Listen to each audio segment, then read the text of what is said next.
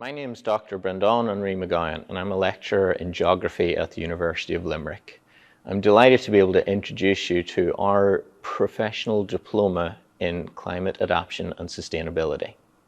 Our climate is changing, and not for the better. Around the world, the impacts are already being felt with changing patterns of temperatures, rainfall, extreme events like floods, wildfires and storms. The past few years have seen record numbers of tropical storms in the Atlantic, bushfires in Australia which caused the skies to turn red with smoke thousands of kilometres away in New Zealand. And every country is being affected by this, not just faraway places. Here in Ireland we've seen flooding from Limerick to Leitrim, and not that long ago Killarney National Park was ravaged by wildfire. These are events which are happening in every country, and we need to know how to deal with it. More and more people, governments and the private sector are realizing that things are changing. But it's one thing to know in general principle that there's global changes happening because we see it on the news.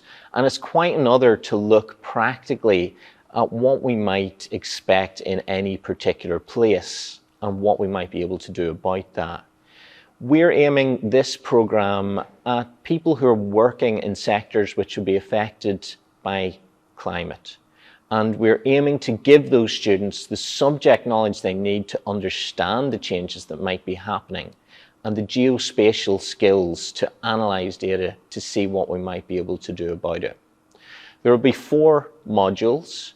Environmental geospatial data analysis will train students in the geographic information systems, GIS skills to analyze data. Urban ecosystem services will cover all of the benefits that the ecosystems we're part of provide for us and how we can use those to implement nature-based solutions to some of these issues.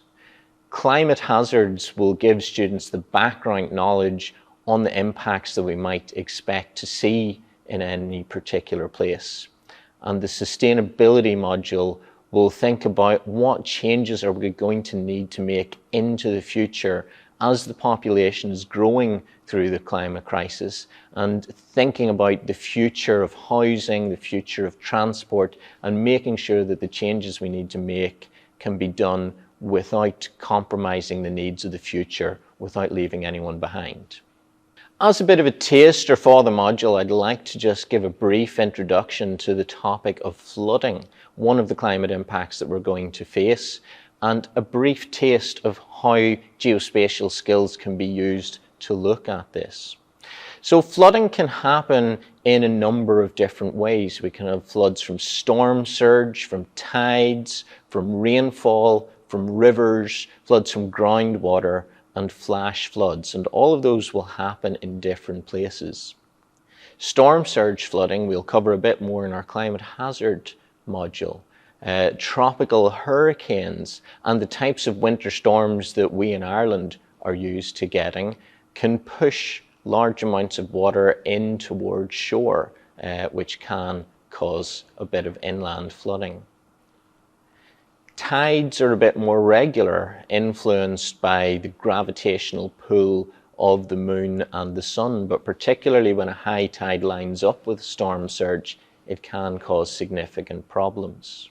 The root cause of other types of flooding is generally excess rainfall in a number of different settings.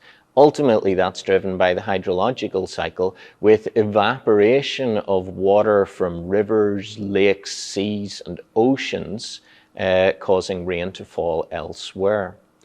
That's changing with our climate as changing temperature patterns and increased global temperature averages mean more evaporation, and that's going to mean more rainfall in a lot of places. So this type of flooding is particularly of interest.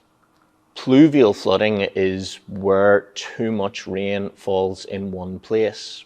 And we saw this a couple of years ago when Hurricane Harvey hit Houston, Texas, and the city was flooded to an unimaginable degree. A significant amount of water from excess rainfall is going to flow into rivers. And where that is greater than the capacity of the river, it'll overflow its banks and cause floodings. The image that you're seeing on screen now was taken not that long ago, only a short distance from where I'm sitting right now on the River Shannon in Limerick. Some water is going to seep down through the soil into the ground, but where there's not enough escape routes for that water, it's going to build up until the water table is on top of the land surface and we see groundwater flooding. Again, something else that's very common in Ireland. Flash floods happen when a huge amount of rainfall falls in one place in a short amount of time, because that water needs to go somewhere. The image you're seeing on screen now, it was taken in the Sahara Desert in Morocco a few years ago. Not a place you'd really associate with a high amount of rainfall.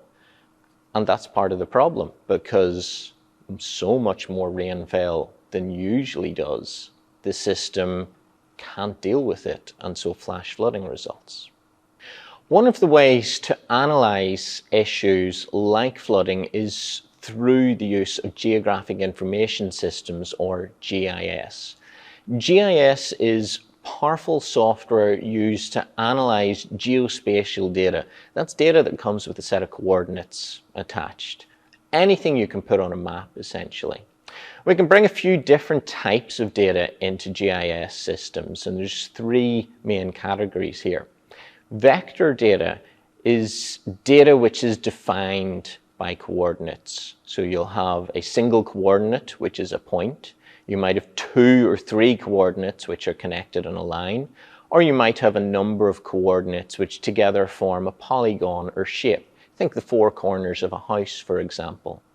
And data that we can bring in like this can be houses, it can be roads, it can be lakes, it can be rivers, anything that you can define by the coordinates of where it is. We can also bring in raster data, which is data which changes over an area in a way that can't be mathematically defined. Think a photograph. A photograph is a perfect example of raster data, and that's used a lot in GIS, particularly with satellite imagery becoming more and more readily available to everyone. We can also bring in attribute data with our coordinates so that we don't just have the coordinates for a line defining a road, for example, but we can also associate with that things like the name of the road, a description of the type of surface, what the speed limit is. And being able to bring that data in makes our data analysis a lot more powerful. When thinking about flooding, there's a huge amount of data available which we can bring into GIS to do some geospatial analysis. We can bring in raster data, not limited to just satellite imagery as you might see on Google Maps, or even multispectral or radar satellite imagery, but also data sets like topography. What you're seeing on screen now is a digital elevation model of Ireland, where every point on that image, instead of telling us what colour it is telling us what height the land surface is. We can also bring in vector data to show us what's there, bringing in shapes for rivers, roads, buildings, and even more theoretical concepts such as census areas. And we can bring in attribute data to match with that. For example, the data tables for each census area telling us about the population who lives in that area. And for the rivers, we can bring in our water levels, not just at a single point in time, but how it changes through time. We can use this to analyze flooding in particular areas. If we look at the height of the water level in a river, we can then compare that to the height of the surrounding land surface. And if the height of the river is getting higher than the height of the land, well, that's what we call a flood. And we can use that to put together areas to calculate the areas that are at risk of being flooded if water reaches a particular level. And what you're seeing on screen now is a map of the Monasterevin area in County Kildare, with the area in white showing areas that are at risk of flooding from a particularly high water level. And we can bring other data in along with that and show how our data sets compare. we can put that flooded area on top of the census data for the area. This map is showing the social class of the people who live in the area. We can use this to look at who is more vulnerable to flooding that might happen in that area.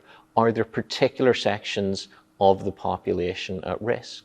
And of course, we can bring in other things like our buildings, like our roads, to look at what infrastructure is at risk, to think about whether or not we should be planning to develop new infrastructure, new housing in particular areas.